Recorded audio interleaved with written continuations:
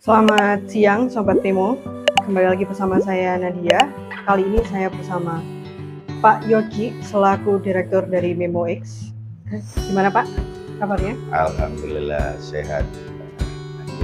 Setelah ulang tahun MemoX kemarin yang ke-9 Pak, gimana? Ya, Alhamdulillah Mbak Nadia, support dari pemerintah maupun kolega kita di ulang tahun ke-9 itu sederhana tapi meriah ya. Meriah karena ya memang situasi saat ini Mbak Nadia belum memungkinkan untuk kita geber besar-besaran ya. Tapi nggak tahu lah, next mungkin kita jalani dengan geber sekuatnya ya. Yang penting lancar ya Pak. Amin, amin. Sekarang kan lagi naik-naiknya pilkada ini Pak. Betul. Nah kalau Jawa Timur ini gimana Pak pilkadanya? Situasi terakhir Mbak Nadia, pilkada di Jawa Timur jalannya adem ayem ya, belum ada support yang luar biasa. Mungkin ini perlu kita pelajari efek dari kemarin di pileg kemarin, mungkin momennya bom-boman nanti ya di akhir itu kayaknya momennya gitu ya. Jadi saya melihat situasi kampanye sekarang adem ayem, mungkin kegiatannya ya, rombongan ke sana, akbarnya belum. Mungkin nanti di akhir masa-masa tenang, mungkin karena masa tenangnya kan 3 hari ya. Karena dia mulai tanggal 24 terakhir 23 itu kegiatannya paling digeber bareng. Kita lihat aja hasilnya nanti. Karena untuk unjuk kekuatan sampai sekarang itu belum ada. Kan mungkin Mbak Nadia di Malang ini nggak ada ya Mbak, ya cuma ke kampung aja, jadi belum digeber. Mungkin ini metode baru yang perlu di riset ya Mbak Nadia di MemoX. Harapan saya juga nanti terus dipantau dengan kegiatan yang tidak support luar biasa itu hasilnya bagaimana. Ini pelajaran, karena setelah COVID ini kayak kampanye ini modelnya kecil-kecilan gitu loh. Kalau ini efektif atau enggak kita lihat aja hasilnya. Karena mungkin ada beberapa metode ya di masing-masing calon. Mungkin nanti di kota ini ada yang geber lewat media medsos, ada yang geber dengan nemui masyarakat, ada yang geber lewat banner. Coba nanti Mbak Nadia di hasilnya kayak apa, nanti bisa itu di pemilu 5 tahun ke depan mungkin MemoX nanti bisa nawarkan programnya kayak gini loh yang biasa itu Mbak Nadia. Kita lihat mana yang paling berefek lah. Iya, efeknya itu apa yang Mbak Nadia ini hasilnya kayak gini kayak itu. Iya. Kalau jadi di Jawa Timur masih aman-aman ya Pak ya? Aman, situasi aman. Cuma beberapa yang ada rame ya, debat itu ya. Iya. Nah, di kecil-kecilnya ini Pak, di daerah-daerahnya ini yang ada masalah seperti ini. Iya, memang ada kampanye lucu gini Pak. Ada sebuah daerah kampanyenya itu modelnya gini. Setelah dikunjungi A, dikunjungi B. Begitu terus buntut-buntutan ini. Ini kadang-kadang ya lucu, maksud saya belum ada, maaf aja ya, tim kreatifnya kurang. Kenapa nggak pakai memo no ya? Mungkin gini wes jagone le kreatif ya, itu mestinya ya cobalah kita memang di tahun ini Nadia dan MemoX Group itu nggak geber seperti 5 tahun yang lalu Nadia. Kita lebih soft sekarang, belo siapa saja. Artinya memfungsikan bahwa media itu netral. Jadi yang munggah no A, munggah no B, munggah no C, itu yang kita lakukan. Nah ini kalau pilkada di daerah ini Pak, sepertinya ada yang aneh ini. Di Situbondo itu ada yang cabuknya itu ternyata tersangka. Iya. Itu gimana Pak? Iya, ini Mbak Nadia. Jadi kebetulan sekali Mbak Nadia ini merinding kalau saya melihat ya. Jadi masyarakat Situbondo dilema kalau bagi saya memang belum tapi statusnya dari 3 huruf itu kan nggak bisa dicabut. Iya. Kalau pembuktiannya nanti itu loh, tapi status tersangka pasti harus tidak. Makanya saya di Situbondo itu bingung ini. Calon ini kuat, paling kuat selama ini saat ini karena beliau incumbent. Nah, karena ini incumbent, ini kuat. Tapi statusnya ini yang membelenggu gitu loh. Itu yang perlu apa ya? Kalau saya pilih dia kayaknya di pilkada kan, tapi rugi nanti. Situbondo akan rugi karena begitu ditetapkan mungkin kasusnya seperti Tulungagung dulu. Iya. Ya dilantik, mari dilantik di gelandang ya. Nah itu kan ya jadi percuma repot itu. Makanya kita masyarakat kudu cerdas. Kalau sudah tersangka ini serba repot. Bahayanya begini, Pak. Bahayanya saya pernah mengalami itu di Tulungagung. Min 10 hari tersangka. Begitu mari dilantik ya leboknya mana sampai lagi gurung metu ya. Jadi warga Situbondo saya harapkan efeknya Mbak, efeknya setelah roda pemerintahan kan, tapi nggak maksimal karena nanti begitu di gelandang oleh KPK ini akan wakili yang akan naik. Nah ini ya, wakil kan juga kita tahu kapasitasnya mungkin di PJ kan definitifnya mungkin sampai berkekuatan hukum tetap, sidangnya itu sampai setahun. Dalam setahun itu besok berbuat banyak. Saya harapkan nggak merugi lah, pilih yang cerdas. Harapan saya di Situbondo ini masyarakat Situbondo harapan saya lebih cerdas. Kalau tersangka 3 huruf kan susah. Pasti 100% pasti masuk ya. Kalau sudah masuk goyang. Situbondo pasti goyang ini. Jadi harapan saya di Situbondo ya ojo lah ya apa ya. Kalau ojo nanti dikira belo ya. Tapi posisi ini sangat sulit dan Situbondo harus digeber pembangunannya, roda pemerintahannya. Jadi rame-rame, ya apa ya? Ini butuh penjelasan. Mungkin kompetitornya, lawannya kan di sana 2 calon, ya 2 calon ya. Harapan saya ini membedakan ya, dibedakan. Harapan saya segera di masyarakat sadar bahwa pemimpin itu memang harus jalan. Ya wes kayak Tulungagung akhirnya stagnan dalam 5 tahun ya, gak iso opo-opo wes ya, gak bisa apa-apa karena ketakutan ya. Nah kemarin kok bisa lolos dari Bawaslu pas pencalonannya? Memang prosesnya gini Pak.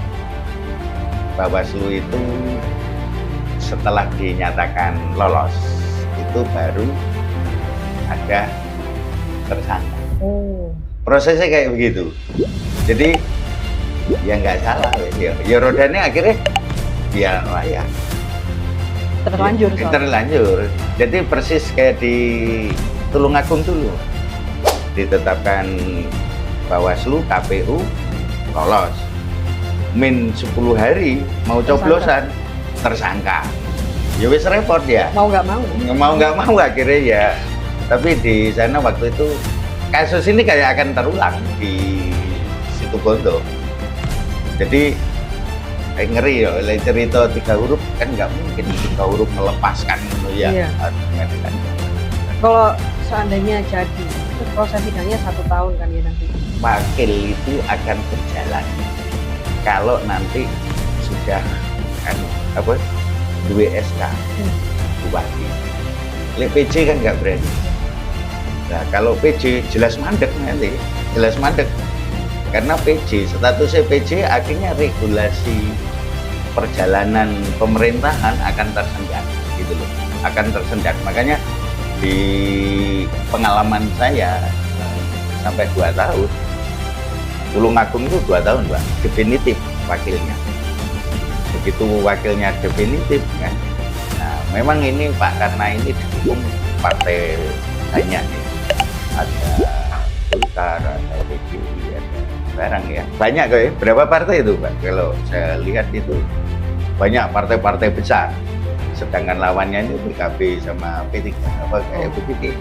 Jadi ini harapan saya warga Situbondo, saya kira cerdas banget ya, cerdas banget karena sebetulnya Pak Karna ini bagus Mbak. Saya kemarin keliling ya di Situbondo, jalan-jalan ternyata memang sudah bagus, tinggal diteruskan aja programnya. Kalau sudah tersandung kayak begini ini kan ya bermasalah di pemerintahnya, kasihan nanti masyarakat Situbondo. Dalam waktu agak lama akan regulasinya definitif. Nah, definitif ini ya prosesnya lebih panjang ya, karena memang yang punya program di Indonesia itu yang punya program bupati, wakili kan mengikuti. Kan wis nggak akan jalan. Ini berarti sidangnya masih menunggu proses pilkada atau gimana? Kayaknya begitu kesepakatan ya, ini bentuknya kesepakatan. Karena kemarin juru bicara KPK itu sebetulnya tidak ada dengan kalender politik. Kalau nggak ada kalender politik begini ya saya kira tidak ya. Coba ya masyarakat yang tahu ya. Jadi kalau yang saya maksud sidang untuk definitif mungkin dari sidang kalau selesai dihitung menang mungkin tanggal 27 pemilihan Mbak Nadia. Tanggal 30 kan seru pemenangnya siapa. Karena jam 2 sore quick count kan wis muncul. Quick count muncul nanti di tanggal 30 wis datang. Nah, itu juga ngeri-ngeri sidap ya.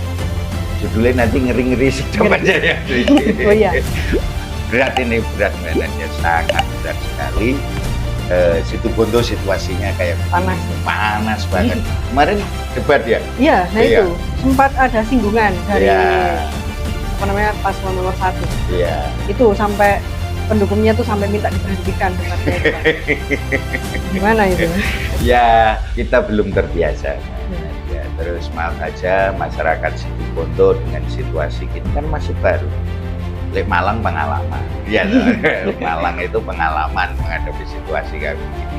Tapi Situbondo wilayah timur itu kan belum ada yang kena. Ya baru kali ini wilayah Tapal Kuda itu yang kena ya Pak Karna ini. Ini situasinya memanas. Padahal KPK sendiri kalau nyidik itu kan makanya ini perlu ditanyakan ke KPK. Makanya nanti itu kasih memo Mbak Nadia akan menelpon juru bicara supaya jelas hukumnya gitu loh. Tapi kalau status tersangka digeret terus ini belenggu Pak Karna juga. Jadi ada kejelasan. Nggak ada kejelasan Pak Karna itu tersangka sampai sekarang belum dicabut status.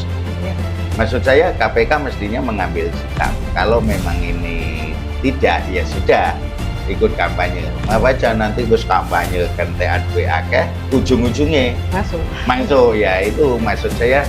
Nanti mungkin kepada tim Pak Karna kasus ini mestinya dijelaskan untuk status itu. Menyambung apa belum berkekuatan hukum tetap. Tapi pengalaman dari dulu sampai sekarang, waduh ya, yang lolos itu jarang. Ya, hampir tidak ada. Hampir tidak ada. Makanya 3 huruf ini bagi saya kita bersama berharap hukumnya kudu jelas. Pak Karna akan kampanye itu pasti ngetok susah sekali. Saya kira Pak Karna ya wis apa adanya aja Pak ya. Nggak usah terlalu ngoyoh lah Pak. Ya karena beliau incumbent dan memang real. Jadi beberapa Situbondo ini kan rest areanya dulu dikit. Kemarin saya jalan itu banyak rest area yang indah banget. Kita programnya tinggal dilanjut, cuma kepleset aja Pak Karna ini kepleset. Ini nanti berarti berpengaruh ke elektabilitas atau enggak ini Pak? Kalau sampai sekarang belum. Masih Pak, karena masih di atas. Masih tinggi Pak Karna. Ini yang bingung gitu loh ya, dengan dukungan tinggi, persis kayak Mas Hari Mulyo, Tulungagung, dukungan tinggi ada masalah, karena pasti stagnan. Sopo nggak ngerti habis itu dipanggil, apalagi sekarang tersangkanya kan juga PUPR. PUPR itu udah tersangka. Ya wes lah, akhirnya itu banyak itu nanti. Yang kena banyak ya? Iya, pasti yang kena banyak dan pemerintahan dia mau pasti drop. Makanya harus wajah baru, harapan saya memang harus yang apa ya, yang fresh lah ya. Mana di pilkada saya harapkan apapun, secuil apapun sebuah pemimpin bersih, harapan saya ya harus bersih banget. Iya, tanpa sedikit Ya, kesalahan. kesalahan. Karena ini masalah. Karena di pilkada ini kesalahan sak jarum saja itu kelihatan. Jadi mungkin Mbak Nadia belum pernah nyalon. Saya Iya. pernah nyalon. Oh, di mana, Pak? Adalah sebuah kota kita sempat nyalon. Padahal saya itu waktu itu masih bujang. Terus di Kabarno Semarang. Jadi saat itu saya pernah nyalon di sebuah daerah parah. Gosip Ya, banyak gosip ya? gosipnya banyak. Untungnya belum sekuat medsos. Oh, masih zaman dulu. Zaman dulu jadi lokalan saja, Iya. lokalan saja di situ aja. Tapi sebetulnya jejak saya sendiri sebetulnya nggak ada, tapi lebih fitnah banyak. Nah, tapi kalau bentuk-bentuk kayak begitu itu harapan saya hati-hati banget lah. Tahun ini hati-hati banget, pimpinan itu harapan saya betul-betul bersih. Karena jejak digital itu nggak bisa hilang. Mau dipoto jebret ya. Ya, Ya, jadi selamanya ya? iya, makanya saya 20 tahun yang lalu Mbak Nadia pernah nyalon sebuah pimpinan daerah, dan itu sebetulnya karena tepat-tepat akhirnya ya saya harus kembali ke Malang. Oh, iya. Sempat menghilang, terus itu sempat muncul di sebuah daerah, terus saya kembali karena kerja mana kalau saya memimpin media saja ya paling enak kalau apa-apa nih sudah ya. Terlalu berat kalau jadi pemimpin daerah. Berat sebetulnya ya. Sisi yang saya ambil dari kasus banyaknya tersangka di kala mencalon itu di Jawa Timur sudah Tulungagung sama Situbondo. Ini berat, sangat berat bagi masyarakat loh Mbak ya, bagi masyarakat, karena itu ya kemarin di debat harus berhubung tetap ya. Kalau dengan lokalan bisa ya, tapi lek 3 huruf susah itu nggak bisa lepas. Nggak bisa lepas, walaupun ini didukung Gerindra ya.